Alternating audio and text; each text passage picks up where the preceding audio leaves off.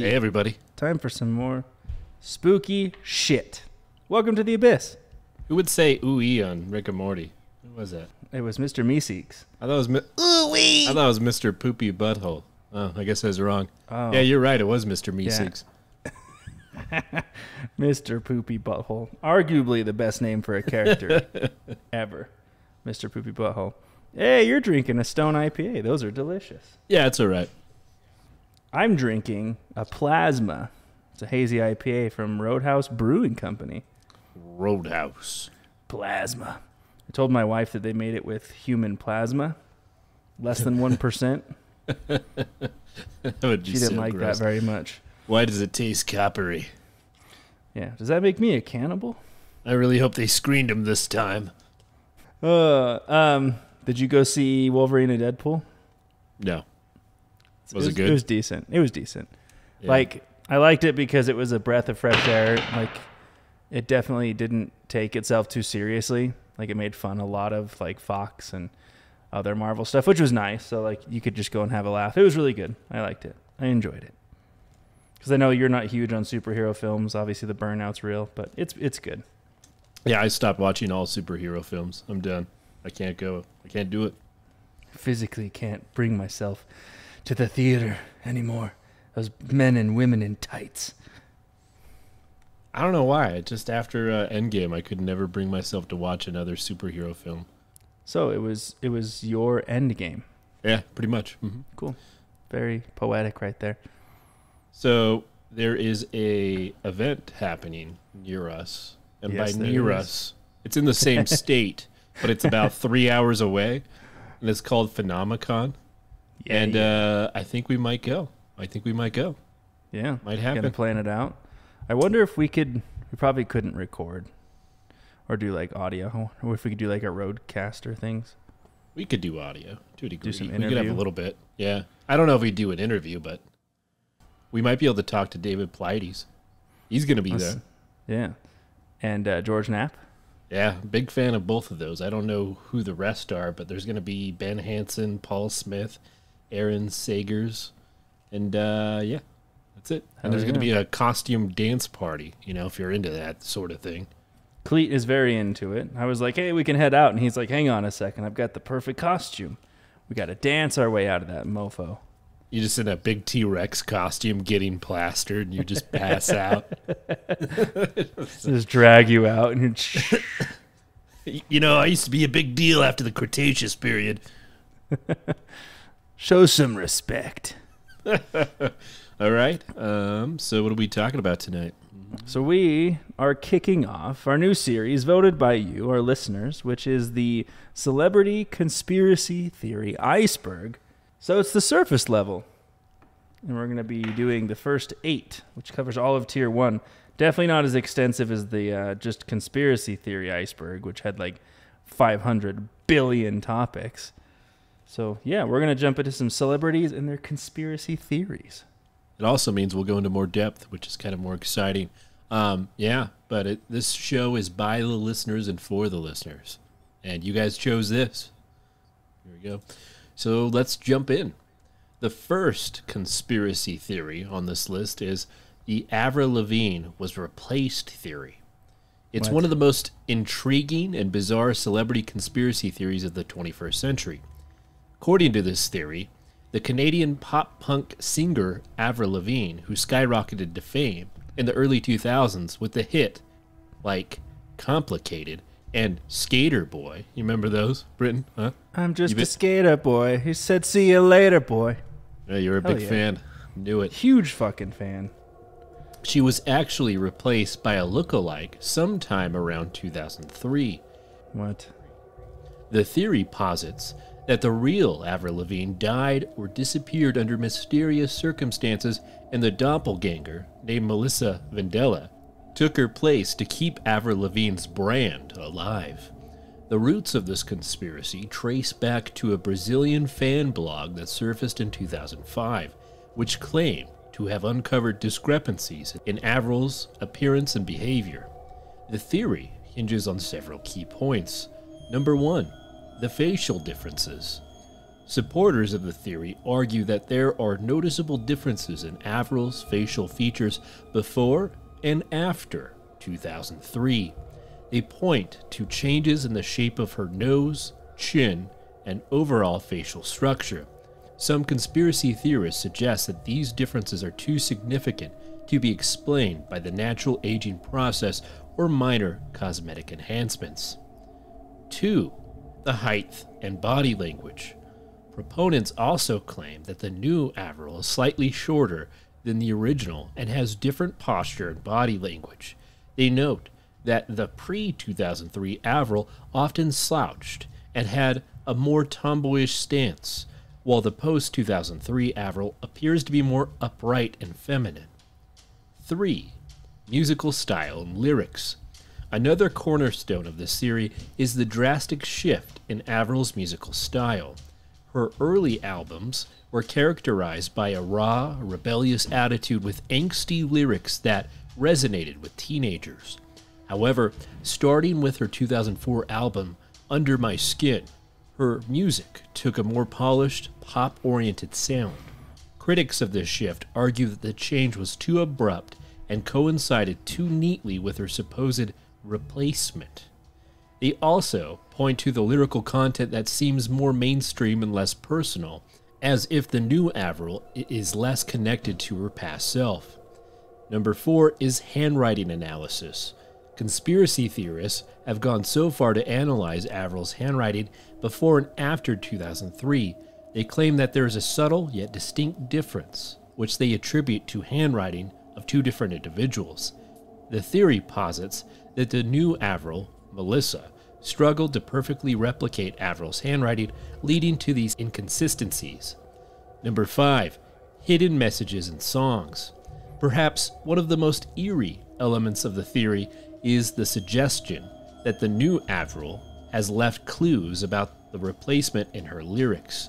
For instance, in the song My Happy Ending, conspiracy theorists interpret the line, "You were everything, everything that I wanted."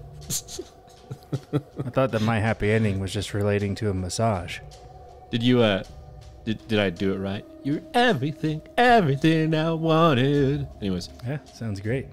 As a veiled reference to Avril's previous life, they also point to the song Nobody's Home, interpreting it as Melissa's lament about struggling to fully inhabit Avril's identity.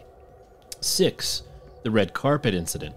One of the most infamous pieces of evidence is the red carpet appearance where Avril was supposedly caught whispering to someone that her name is Melissa. This clip has been endlessly analyzed, with proponents arguing that it was a rare slip-up where the imposter momentarily forgot her role. It's like, no, Avril. You are Avril. Who is this Melissa you speak of? Quit calling me Avril. 7. Avril's disconnection from her early career. Some fans argue that Avril's apparent disconnection from her early career is further proof of the switch.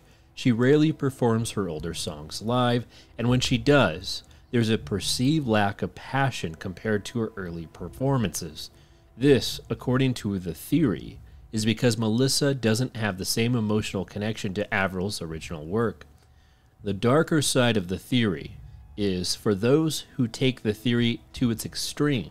There are darker implications. Some people believe that Avril's death was the result of an accidental overdose, a tragic accident, or even foul play. The replacement, Melissa, was supposedly trained and groomed by Avril's management to ensure a seamless transition, maintaining the commercial success of the Avril Lavigne brand.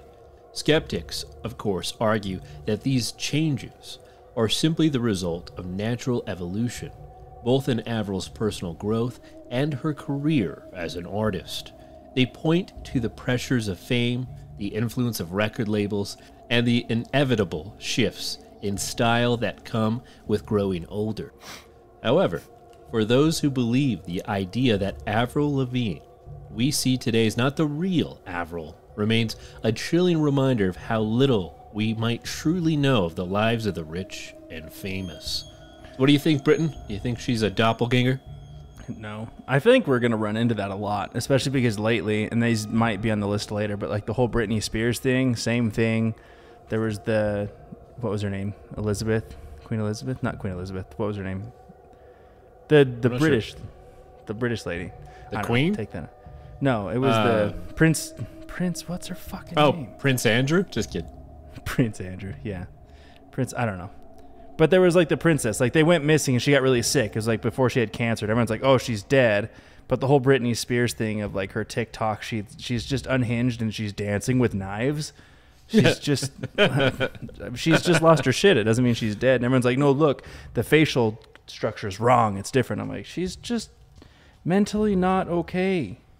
I will say though, I could see a motive here. Like if you invested millions of dollars into Avril Lavigne's career and like you were getting some sort of profit from it and she were to overdose, I think that there would be the motive to try to do something like this. Not saying that I believe this particular theory because it literally just came from, was it some message board? Was it? I don't know. I don't know if I buy this one. I'm going to say this one smells. Yeah. It smells, for sure. Okay, so we'll jump into the first one on my list. And we're going to talk about another musical artist by the name of Katy Perry. Just a small artist here and there. The Candyland girl. Yeah. Married to Orlando Bloom. Or is she? I didn't know that. Yeah. This theory dives into the possibility that a horrendous murder of a child beauty queen may not have actually happened, and rather, the suspected murder victim grew up to become one of the biggest music artists ever. Let's dive into the crazy conspiracy theory between Katy Perry versus JonBenet Ramsey. Do you remember the story of JonBenet Ramsey? You remember that one at all? I've never heard of that. It was in 93, so we were, 96. So we were pretty young. You were older. I was young. I was 7. It's by flipping off people. Yeah, I can see that. JonBenet Patricia Ramsey was an American child beauty queen who lived in Boulder, Colorado. She was born on August 6th, 1990, and was the younger of 2 children, Patricia Ramsey and John Bennett Ramsey. She had an older brother named Burke. JonBenet's first name is a combination of her dad's first and middle names, and her mother's first name was used as her middle name. So JonBenet is like John and Bennett, kind of like mixture. Patsy put JonBenet in various child beauty pageants throughout Boulder, where she would win the titles of America's Royal Miss, Little Miss Charlevoix, Little Miss Colorado, Colorado State All-Star Kids Cover Girl, and National Tiny Miss Beauty. So like a 6-year-old in beauty pageants winning all these. I feel like that's just so damaging to a child. Truly. Well, you're not a fan of beauty pageants for children? No. My brother was in one. And he took like 3rd place. Oh, wow. Him and his like towhead blonde platinum hair. He was a cute little kid. Must have been a handsome man. This relationship of child beauty pageant star and mother's pageant behavior would spread in the media after the tragic murder. JonBenet's body was found on December 26, 1996, at the very young age of 6 years old, in her family's Boulder home. Along with her body, a long, handwritten ransom note was also found. John had found her body in the basement, roughly 6 hours after she was reported missing. She was found with a broken skull, and a garrote was found tied around her neck. The autopsy performed stated that the official cause of death was asphyxia by strangulation associated with craniocerebral trauma, and the death was ruled a homicide. The murder, to this day, remains a cold case and is an open investigation with the Boulder Police Department. Wait, so they found the body of this? They found her gal? body. Yeah, okay. Of the 6-year-old. And it's a cold case. They still don't know who did it. Allegedly, they found the body. Allegedly. See? Okay. If it was like believed 100%, we wouldn't be talking about it now, right? Because that's just alleged. Boulder police initially suspected that the ransom note had been written by Patsy, who was the mom, and that it had been left on JonBenet's body as a way to cover up the murder. She's like, I don't know. Look, there's this note with it. It wasn't me. I don't know. In 1999, police and the DA advised that Burke, the 9-year-old brother, was not a suspect. In October 2013, unsealed court documents revealed that a 1999 grand jury put forth a recommendation for filing charges against the Ramseys for permitting the child to be in threatening situations. Her parents were accused of hindering the prosecution of an unidentified person who had committed the crime of murder of first degree and child abuse resulting in death. So the DA was like hounding the parents, like, hey, you've put her in this really threatening situation. She's in all these beauty pageants. Basically, like, she's just not in a safe environment. Like, hounding the parents. The DA ultimately determined that they didn't have sufficient enough evidence to continue with the indictment. In 2002, the DA's successor took the case over and ran with the primary assumption that an intruder had broken in and committed the murder. Wait a minute. So you're telling me that the prosecutor accused them of putting their daughter in sketchy beauty pageants? No, just beauty pageants in general was an unsafe environment. The whole thing is weird. So sketchy beauty pageants. Yeah. Okay. Read between the lines there. Yeah. I'm just saying what you said. Yeah, no, you're good. Like, the whole thing, like, it goes into a lot, but, like, obviously for sake of going through the iceberg, it's a bird's eye view. In 2003, DNA was taken from the victim's clothes, which was found to belong to an unknown male. Each of the family's DNA had been excluded from the match, so obviously parents were excluded. An apology letter was sent to the Ramseys in 2008 with the declaration that the family was completely cleared by the DNA results. Several investigators and police officers disagreed with this dismissal, as the small piece of evidence wasn't proven to have any connection with the crime. They're like, she could have picked it up from anywhere. If she's going to a beauty pageant, she could have brushed against some guy at the pageant. You don't know. In February 2009, the Boulder police took back the case and reopened the investigation. So still, to this day, cold case. But that's if there was actually a murder. Allegedly, they found a body. Allegedly. So, that's a very brief recap of the tragic death of an innocent child, but now we jump into the theory. So what if that murder never actually took place, and it was just a hoax? What if John Bonet would live to grow up, whether that be secretly hidden away or in the open with a new name and identity? And what if that girl would go on to become a huge celebrity? Well, that's where Katy Perry comes in. 13 years after the murder pop sensation, Katy Perry climbs her way into the music charts with her debut album, One of the Boys, in 2008. Although it wasn't until 2015, though, that these rumors began, where a lot of rumors begin, on YouTube. The man who started all of this was Dave Johnson, a YouTuber who claimed on one of his videos that John Benet Ramsey did not die. Nobody died. Nobody even got hurt. That sacrifice was in name only, and that sacrifice was to get something. And that something was to become a star. I don't understand. Yeah, so he claimed that they staged the murder to get her in the limelight, and that she would grow up to be famous. So stage a murder plus question mark equals profit. You got it. According to Dave Johnson on YouTube. Of course, when someone claims something to that degree, there's going to be thousands who are going to follow and continue the assumptions. Of the biggest reasons, people took to looking at the parents of both Perry and Ramsey and how they somewhat kind of looked similar. The problem here is that Perry was born in 1984, which would make her 12 when Ramsey was killed. The internet fired back stating that Ramsey could have been 12 and that maybe her age was simply fabricated. Makes total sense, right? They're like, oh, well, she may have been 12. They were just lying. She wasn't 6. She was 12. It's like, sure, let's run with that one. Theories continued, claiming that several of Perry's lyrics in her music reference her being Ramsey and the cover-up that took place. But there was no specific lyrics to talk about. They're like, some of her lyrics are talking about a cover-up. It's like, which ones? I don't know. So, let's see. They went back to the parent theory, with YouTuber Johnson saying that the dad shaved his head and the mom lost some weight. That's about it. When comparing photos of the parents, Johnson continues with the theory, comparing pictures of young Ramsey to current Perry, saying, the eyebrows don't change much on a person. You're born with your eyebrows. They never change.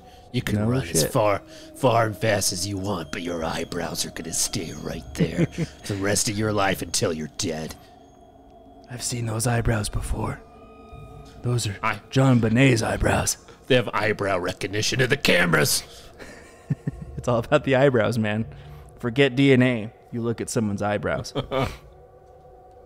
Katy Perry was hit with the rumor herself on the 2017 MTV Video Music Awards red carpet when comedian Billy Eichner asked her to blink twice if you're actually John Benet Ramsey.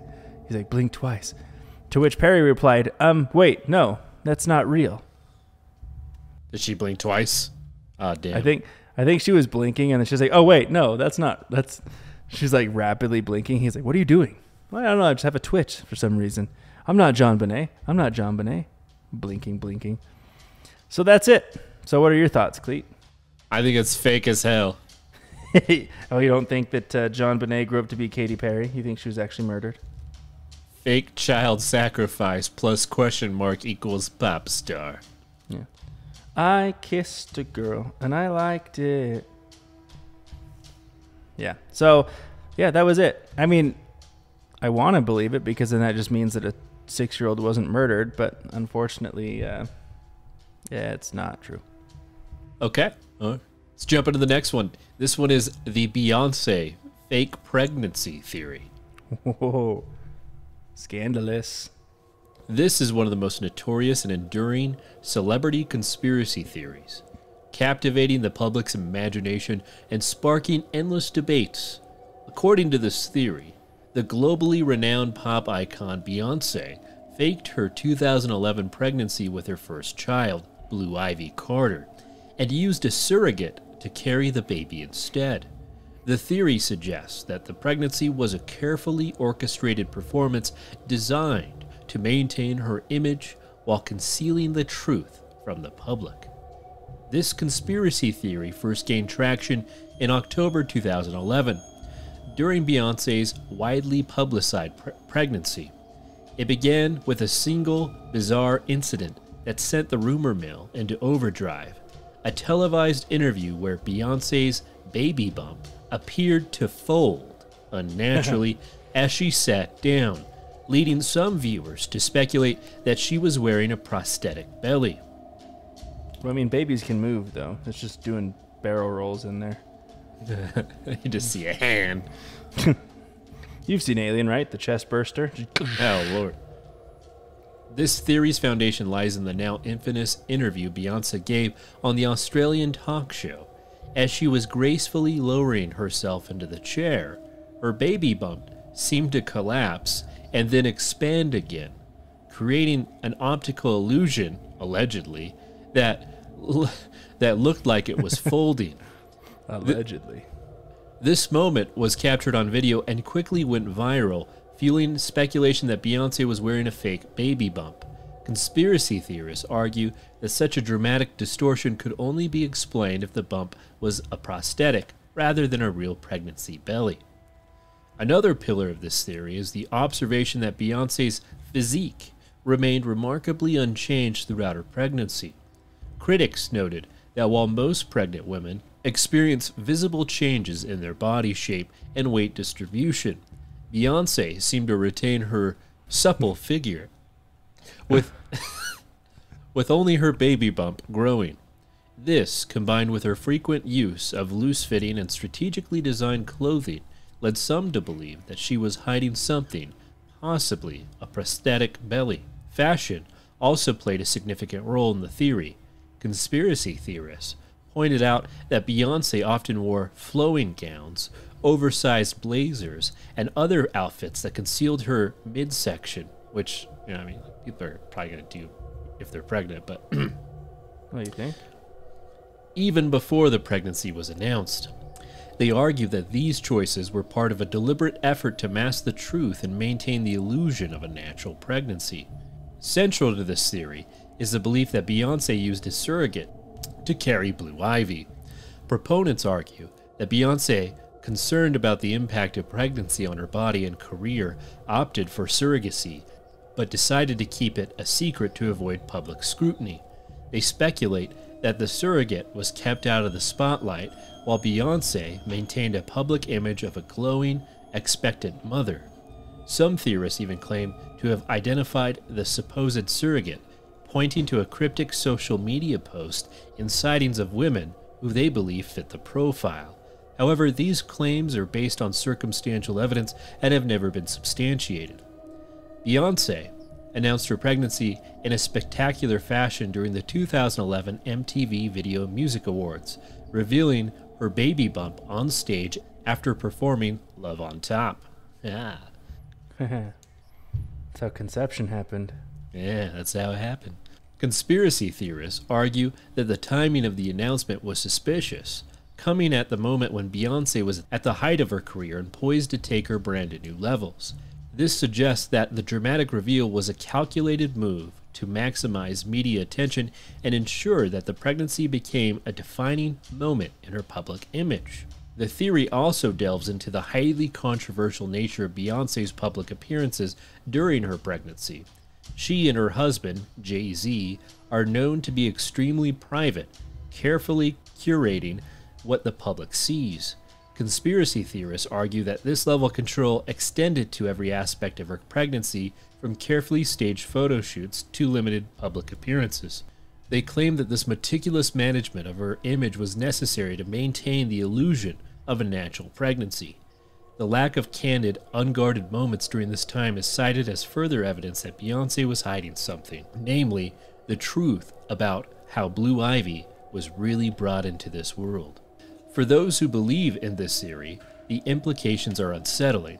They suggest that one of the world's most famous and powerful women felt compelled to fabricate a pregnancy to protect her image, driven by the intense pressures of fame and the public's expectations. The theory also touches on broader themes of privacy, control, and the length to which celebrities might go to maintain their carefully crafted personas.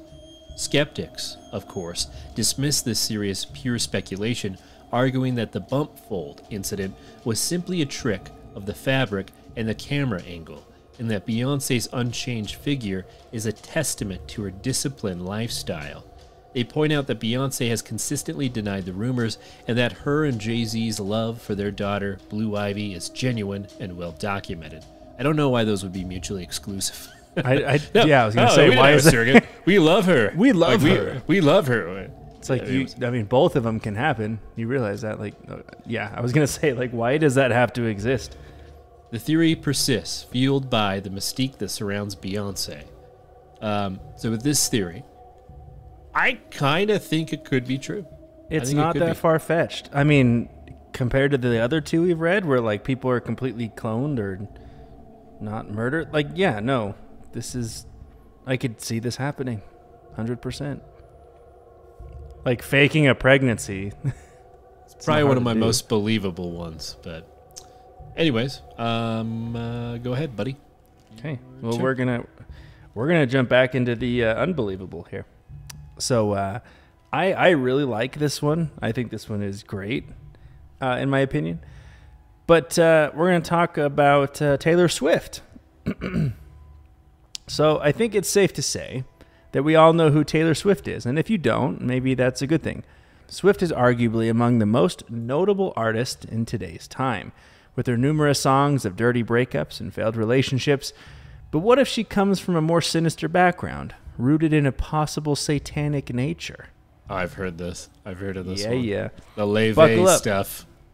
Yeah, buckle up as we dive into this one.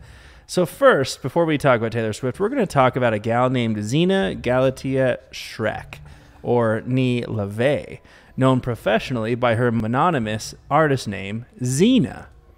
The warrior princess from the Church of Satan. Dun, dun, dun.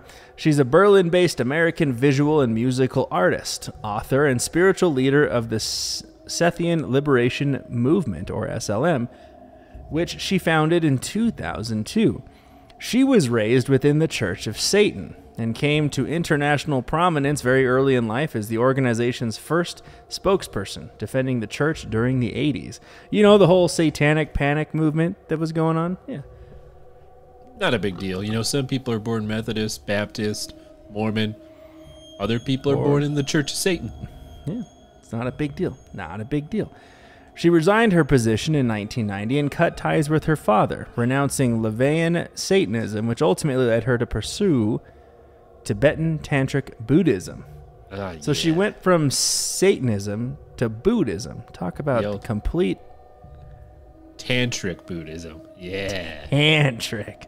Tibetan Tantric Buddhism. That sounds extreme. She was born in San Francisco to Anton LaVey and Diane Hegarty, co-founders of the Church of Satan.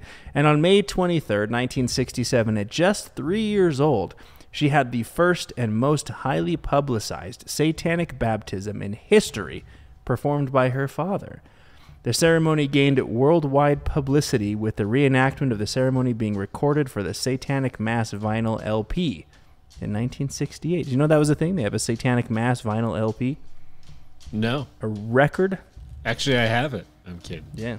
Oh, that'd be cool. I'm a member. I'm a member, man. I'm sorry I didn't know about this. Hail Satan. Okay. When we went to Zach Bagan's Haunted Museum, he has like a signed document by the co-founders of the Church of Satan. It's actually kind of cool. It's a cool piece of history. Zena's life has a lot of backstory, but we could do an entire coverage later if that's something you requested. But for now, we're going to jump into the theory that ties Zena to Taylor Swift. So how exactly are the two connected? If you ask several theorists around the world, it starts with the simple fact of a resemblance between the two. The theory started with basic rumors of a possible doppelganger situation, having been separated by time. So it's like, oh, she disappeared at some point and then came back as Taylor Swift. People flooded to compare the appearances, much like the prior theory involving Katy Perry. I personally don't see the resemblance completely, but there's, I guess, some similarities. But I wouldn't be like, holy shit, it's Taylor Swift. It's Xena, Princess Warrior. This theory began spiraling into other claims, ultimately landing on the big one, which claims that Taylor Swift isn't related to Xena, but rather a clone that was created by none other than the Illuminati. Damn it, Illuminati. Stay out of this one. Yeah, because they have nothing better to do than to clone a Satanist into a multi-billion sales pop artist. I'm telling you, man. Clone a Satanist plus question mark equals pop star. That's how you get it. I mean, look, there's all these claims of like selling your soul to the devil. I mean, how does one person make that much money? And I mean, I'm going to upset a lot of people, but she's not even really that good. So, you know, shake it off, I guess. The evidence linking this theory is purely visual, claiming that the two just look alike, but enough to be a clone. Other theorists tie in some of Swift's musical lyrics, especially on her song Bad Blood, where she references satanic symbols, and the music video shows her being reconstructed into some immortal superhuman. You know, it's kind of a stretch, right? She'd be good at scat, man. Maybe if she did scat, you'd be a fan of her. Just give it a bat, boop, bat, bat. I love that I was able to introduce you to what scat was. You're like, what the fuck is scat? You imagine Taylor Swift doing scat. Well, she started country. She started country, and she's now pop. So full circle.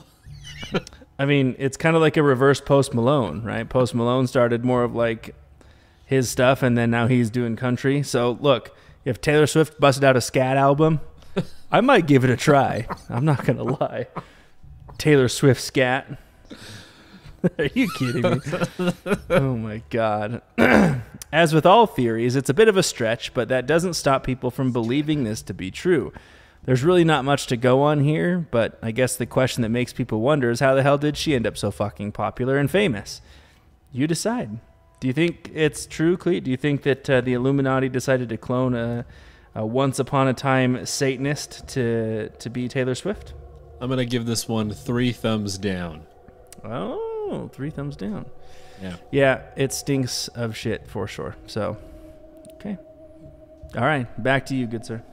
The next theory that we'll be talking about is the Paul McCartney is dead. This theory, often referred to as Paul is dead conspiracy, is one of the most famous legends in the history of rock and roll. According to this theory, Paul McCartney, the beloved bassist of the Beatles, died in a car accident in 1966 and was secretly replaced by a look-alike. The surviving members of the band, along with their management, allegedly covered up Paul's death to protect the band's success, while leaving behind a trail of cryptic clues in their music and album artwork for fans to decipher. Can you Can you imagine being so important that your death spawns the need for you to be cloned and replaced? Can you imagine being that influential that when you die, they're like, we have to get another cleat on this planet? Well, hang on here. Paul wasn't cloned. All right, this is not one of these crazy theories, right? Oh, and I guess I'm jumping ahead. And I feel like if I died, some people might be happy. I'm just kidding. Yes, yes. But I don't know. I just like, oh shit, Cleet died. Who's the next Cleet? I know what we're gonna do. They'd have to go to back end Mississippi to find a lookalike. You have to find another person. You're like, you gotta fuck up words, and you can't. You just for some reason you can't say words, and you become Australian. You understand? You gotta read the sentence. Walk out balcony. Fuck. Walk out balcony. Oh my god, right? Okay, you're it. You're it. You're it. You're it. All right. Anyways. The origins of the Paul is dead theory can be traced back to 1969 when a series of mysterious rumors began circulating among Beatles fans. The theory gained widespread attention after a Detroit DJ received an anonymous phone call suggesting that McCartney had died years earlier and that the Beatles were hiding the truth. The caller claimed that the band had left clues about Paul's death in their songs and album covers, sparking a frenzy of speculation and investigation among fans and the media. At the heart of this theory is the claim that Paul McCartney died in a horrific car crash on November 9th, 1966. According to the legend, Paul had stormed out of a recording session after a heated argument with the other Beatles. Distraught and distracted, he got into his Aston Martin and sped off into the night. The theory alleges that Paul lost control of the car and crashed, suffering fatal injuries. To avoid the massive fallout that Paul's death would have caused, the Beatles management, with the help of British authorities, decided to cover up the accident. The theory posits that Paul was replaced by a man named William Shears Campbell, a talented musician who had won a Paul McCartney look-alike contest. See, like, why would you have a look-alike contest for someone in a band? Isn't that weird? Line up. Who looks the most like you? Come here, back room. Anyways, Campbell, sometimes referred to as Billy Shears, was allegedly trained to mimic Paul's mannerisms, voice, and musical abilities. The Beatles, so the theory goes, were forced to continue their career with this imposter who bore an uncanny resemblance to the real Paul McCartney. So, looks just like him. Looks just like him. He acts like him too. It's him. It's got to be him. I go Australia too. Why? Why is every impersonation Australian? It's him. It's got to be him. Wallops. Okay. Oh God, is that a kangaroo? Fucking hell. One of the most compelling aspects of the Paul is dead theory is the supposed evidence hidden in the Beatles' album covers. Fans have scoured these covers for clues, interpreting them as cryptic messages about Paul's death. One of them is Sgt. Pepper's Lonely Hearts Club Band, 1967. The cover of the album is said to resemble a funeral scene, with the Beatles dressed in bright military-style uniforms, standing before a floral arrangement that looks like a grave. Paul is depicted holding a black instrument, which some fans believe signifies mourning. In the lower right-hand corner, a floral arrangement in the shape of a bass guitar, Paul's instrument, has only 3 strings, symbolizing the remaining Beatles. Additionally, when holding a mirror horizontally across the drum's logo, the words, "He die," are said to appear, a morbid confirmation of the theory. He die. Who has enough time to figure this shit out? Like, grab a mirror, run a mile away, hold it up, the reflection's gonna show the words, "He die." He die. The other one is the Magical Mystery Tour, 1967. On this album, Paul is shown in a walrus costume on the cover, and in the song, Glass Onion, John Lennon sings, "Here's another clue for you all." Just kidding, I don't know how the song goes. He says, "I'm a walrus, cuckoo cachoo." "Here's another clue for you all. The walrus was Paul." In some cultures, The walrus is considered a symbol of death, leading fans to believe this is another hint of Paul's demise. Another album is the Abbey Road 1969 one. Perhaps the most famous evidence comes from the Abbey Road album cover. The cover depicts the Beatles walking across a zebra crossing, and theorists argue that the image represents a funeral procession. Oh, Jesus. John Lennon leads, dressed in white, like a preacher, followed by Ringo Starr in black, resembling an undertaker. Paul McCartney, out of step with the others and barefoot, a symbol of death in some cultures, is next, holding a cigarette in his right hand, even though Paul was left-handed. George Harrison, in denim, represents the gravedigger. Right, we're stretching a little bit here. The license plate on the Volkswagen Beetle in the background reads 28IF, which some interpret as a meaning Paul would have been 28 years old if he had lived. So let's talk about clues in lyrics. In addition to the visual clues, fans have pored over the Beatles' lyrics convinced that they contain hidden messages about Paul's death. One is A Day in a Life. The line, "He blew his mind out in a car," is often cited as a reference to Paul's fatal accident. The next one is Strawberry Fields Forever. At the end of the song, some listeners claim to hear John Lennon saying, "I buried Paul," although Lennon later clarified that he was saying cranberry sauce. The What? Well, it's hard to hear, right? Like Cranberry sauce. That's a good lyric. The ambiguity only fueled the theory further. The next song is Revolution 9. Played backwards, the chaotic sounds of this avant-garde track are said to include the phrase, "Turn me on, dead man," which believers interpret as a message from beyond the grave. This theory also scrutinizes Paul's behavior in the years following 1966. Some claim that his appearance subtly changes with differences in his facial structure, height, and even the shape of his ears. They argue that Paul's voice, while similar, also has slight variations when compared to earlier recordings. Which is weird, because that's going to tie into my last theory. That's kind of weird. Despite numerous interviews where Paul has addressed the rumors, denying them outright and often poking fun of the theory, believers still see these denials as further evidence of a cover-up. The Paul is dead theory has become one of the most famous urban legends in music history. While it's widely regarded as a hoax, it has endured for decades, fueled by the allure of hidden messages and the deep connection fans feel to the Beatles.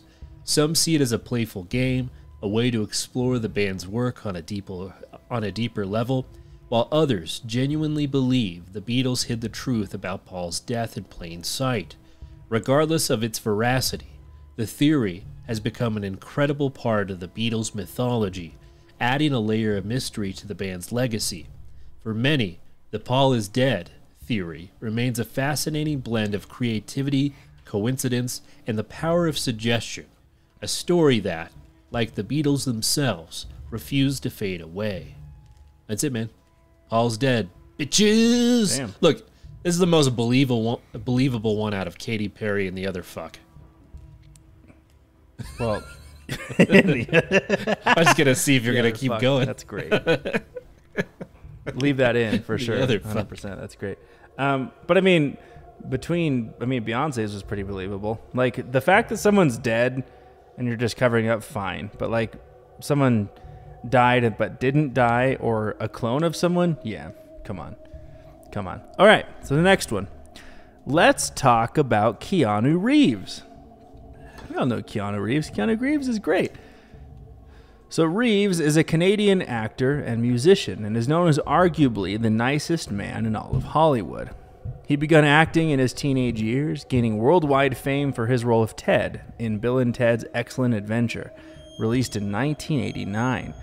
Since then, he starred in a multitude of roles, ranging anywhere from comedy to action and everything in between. He's even appeared in video games and comic books. With all of Keanu's good looks and success, there are rumors swirling about. How does he keep up with all of it? So let's jump in. The theory surrounding Keanu is simply that he is immortal. cannot die. Throughout the years, he's maintained his fit physique, his good looks, even into his 50s. Although Keanu isn't the only person with this visible anti-aging phenomena, he may be the most popular. The theory of immortality began in 2009 when someone took to Reddit, posting a picture of French actor Paul Monet, likening his appearance to Keanu. The theory gained more traction, seeing as Monet died in 1922 at 74 years old. Yet, his body was never found. The lack of body brings theorists to believe that it's Keanu, transported through time. Maybe he just went into a form of hibernation or to reset. I don't know. Maybe we live in the Matrix. And they just changed the year he was in. There you go. In 2010, a year after the picture was brought to Reddit, a website was created called KeanuIsImmortal.com. Yes, really. KeanuIsImmortal.com. The website features pictures of Charlemagne, Monet, and then several of Keanu as he is aging. So they look somewhat similar, but upon first glance, I don't think anyone's going to be immediately convinced. Like if I had seen a picture of Charlemagne or Monet without any context and someone's like, hey, who does this look like? I don't think I'm going to immediately... It might be in my top few, but I'm not going to be like, holy shit, that's Keanu Reeves. Like, I don't think that's it. Yeah, it wouldn't be my top choice. Dating all the way back to Charlemagne, who died back in 814, theorists again claim the suspicious nature of his death as proof that it's in fact Keanu Reeves. Charlemagne crowned his son just before dying, leading theorists to believe that he knew he was going to quote-unquote die and was needing to pass down the crown. Like, it's not hard to know when you're going to die if you're, like, dying. Yeah. Duh. On top of that... Yeah. On top of that... Yeah. You gotta tell me of something? course. You okay? Yeah. You always know. You feeling bad things there, sir? You good? On top of that, the burial of Charlemagne was rushed during the cold season. This aroused suspicion from theorists that it was a desperate attempt to bury a body to avoid suspicion. So he's just like, okay, we need to pretend I'm dead so I can resurface later as Charlemagne. The website offers further proof of the immortality of Keanu, starting with his kind-hearted nature. Talks about the fact that he is one of the few actors who truly respects all the work that goes on behind the scenes in Hollywood. This stems from his time working on The Matrix, when he gave up the majority of his earnings to be given to those working on set. When he was asked about it, he said, "Money's the last thing I think about. I could live on what I've already made for the next few centuries." So theorists obviously jumped on this like flies on shit, where I look at it and just go, hey, he's just a decent guy who's really selfless. But yeah, they were like, obviously you only learn that kindness and respect from centuries of living. It's like, no, not really. But they claim that, because of his immortality, he's had the time to squirrel away enough money for several hundred years, and he won't have to be a worry. Keanu was asked about his immortality on The Late Show with Jimmy Fallon, to which Keanu replied, "We're all stardust, baby." So there you have it. The theory that Hollywood's kind-hearted gentleman is immortal. So what do you think, Cleet? Keanu is immortal? 100%. I totally agree. The guy doesn't age. He doesn't age. Right. Look at his fucking pictures, man. All right, we got to fly through these. All right, my last one is the Elvis is alive theory. Ooh. Yeah. Oh, he is. So this theory began to take shape almost immediately after Elvis's death was announced on August 16th, 1977. Fans around the world were devastated by the news that their beloved star had died at the age of 42 from a heart attack, exasperated by his struggles with prescription drug abuse. However, as the shock wore off, some fans began to question the official story, pointing to a series of suspicious details and strange coincidences that suggest Elvis might not be dead after all. The first seeds of doubt were planted by the circumstances surrounding Elvis's death. Some theorists point to the inconsistencies in the official accounts, particularly in the initial reports that stated Elvis was found dead in his bathroom on the toilet at Graceland. That's a hell of a shit. There's worse places to die, man. Just saying. Rumors swirled. Yeah. It just The kept shit to hanging. end them all. It kept pushing. I ripped him in two, man.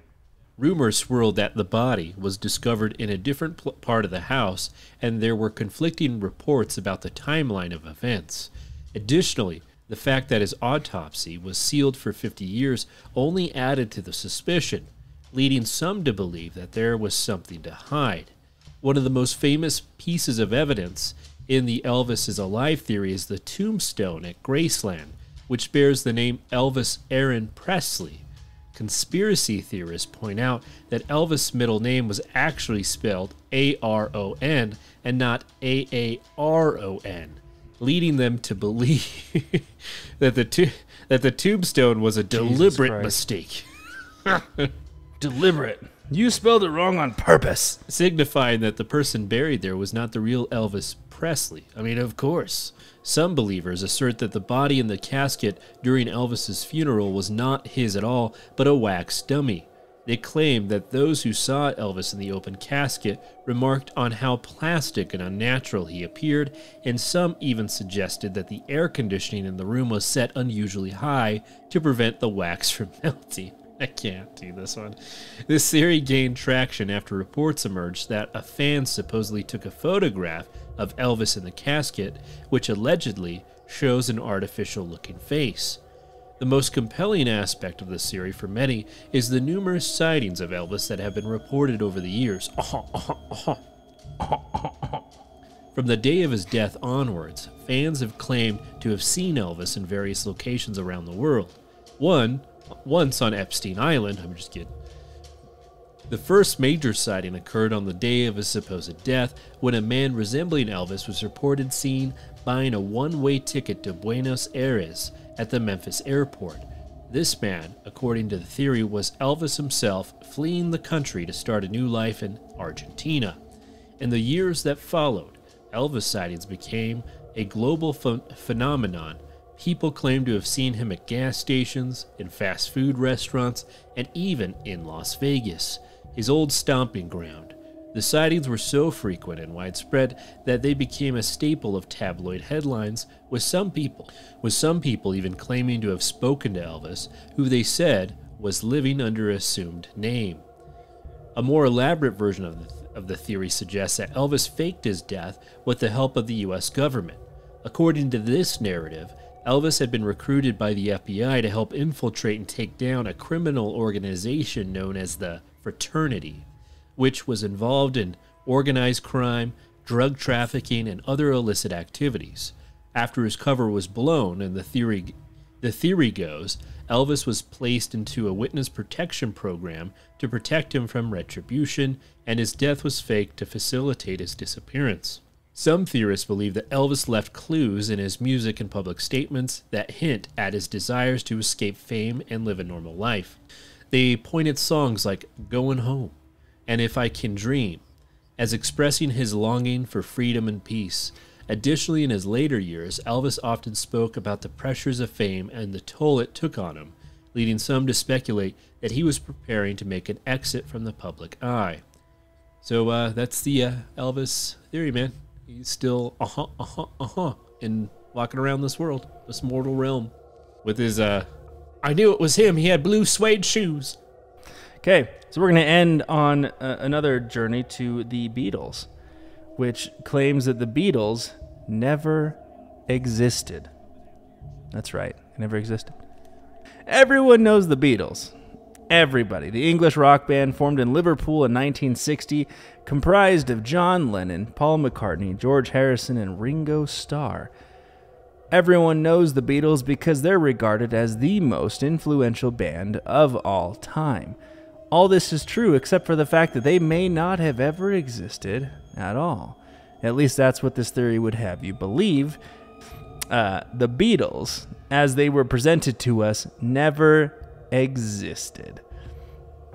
The website is an ongoing project and is based pretty much entirely on the scrutiny of photographic evidence. So let's jump into it. The site starts with This is a serious subject, not a joke, and this site is here to expose the actions of those who exploited these young men and defrauded us, their fans. It's to defend the honor of everyone involved who did not take part in it willingly. It has become apparent to us that this extensive and painstaking research that there were never just 4 individual people known as John, Paul, George, and Ringo, who comprised one rock and roll band known as the Beatles, and rose to fame as the world's first supergroup. For all intents and purposes, as far as we can tell, no one such group ever existed. We're here to explore whether the original individuals themselves ever existed, and if so, what may have happened to them and by whom, but have not been able thus far to calculate how many of each persona were fraudulently presented to the world. Please join us at the forum if you care to and be open-minded. This is a highly emotional topic for many of us, and most of us have very strong feelings about it. We've started this work because we were once fans to varying degrees, and many of us still listen to and enjoy their music. So that's how the website starts, right? So what the hell does it all mean? The paragraph mentions exploit and alludes to personas. The theory branches off to explain that there is no way that 4 lone human beings could band together and produce the work of such a prolific band while meeting all of their social and media obligations. So there's no way that 4 people could produce such amazing songs. It's just too good to be true. It's too great. It doesn't exist. It continues down this rabbit hole to suggest that those who happen to see them perform may have been witnessing the work of clones. Or they Clones. were... Yeah, clones. Okay. Yeah. Makes Clones, sense. Clones, it continues, would only be 90 to 95% identical to the source body, which would explain some of the discrepancies in the pictures in question. So it's kind of funny because you were mentioning pictures, because this whole site breaks down pictures, like side to side, with very different, like, there's like lines drawn, like the angle is different here and the height is different here. So the site points out issues with the men's height, eyebrows, and ears, which all fluctuated widely with each Beatle, as to shape, size, placement on the head, and which type of earlobes they had. Now remember, you're born with your eyebrows. You can't fake eyebrows. It's true. It also jumps around to the teeth, with several pictures side by side to show the difference in placement, gaps, and shades of teeth. It's fucking wild, man. Like, they have pictures like, look, the bone density is different. The shading is different. Like, they're literally like, they're not real. The people that are in the Beatles, it's all clones. So there's body doubles. So the topic of body doubles or clones continues with allegations that there were actually 3 separate John Lennons. So that's pretty cool, if you believe there's 3 different John Lennons. Wow. So if you want to check out the site, you can. It's very extensive with pictures and facial studies, all trying to prove that the Beatles never actually existed, at least not as we suspected. So it's kind of a short one, but in the long run, it's like, they're not entirely saying that the Beatles just didn't exist and we're all fabricating their songs, because obviously you can Google them and they'll pull up, but that the 4 people in the Beatles were clones and body doubles. And in your case, Paul McCartney's dead and not actually there. Sorry. McCartney. Paul, yeah, hang on, let me say. What's his last name? Or in your case, Paul McCartney is dead and actually doesn't exist. So there's a lot of rumors surrounding the Beatles. What do you think, Cleet? Were they clones performing on stage? It's most believable by far, 100%. You think four men can conjure up such magical, mystical music? Why? I'm sick of these motherfucking clones and these motherfucking bands. What if he woke up and there was like this miniature Britain, and in a high-pitched voice, he's like, hey, Britain, when I grow up, I'm going to murder you and take over your life. Would you stomp on him? Would you kill him, Britain? Probably. I'd kill him. Oh my God, you're a murderer.